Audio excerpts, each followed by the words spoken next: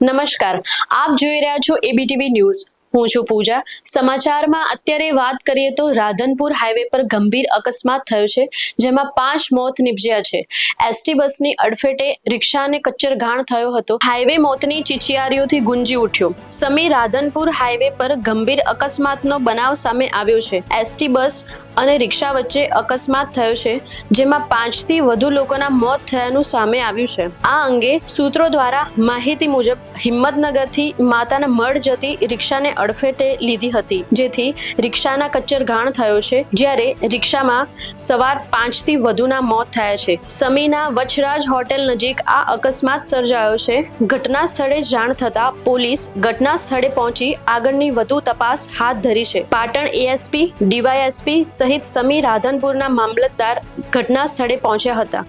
સમાચારમાં આગળ વાત કરીએ તો અમદાવાદમાં બોડકદેવ વિસ્તારમાં અકસ્માતનો બનાવ। BMW કારના ચાલકે ઇકો ગાડીને મારી ટક્કર વાગતા ઇકો ગાડી 300 થી 400 ફૂટ દૂર ગઈ। ગાડીમાં બેઠેલા ડ્રાઈવરને બીજી બાજુના દરવાજામાંથી બહાર કાઢવામાં આવ્યો। અકસ્માત બાદ BMW કાર ચાલક ગાડી મૂકીને ફરાર। ગાડીમાંથી બિયરનું ટીન મળ્યું હોવાની ચર્ચા। ટ્રાફિક પોલીસે અકસ્માતને પગલે તપાસ શરૂ કરી। સમાચારમાં વધુ વાત કરીએ તો જૂનાગઢના મનપા દ્વારા ઓપરેશન ડિમોલેશન।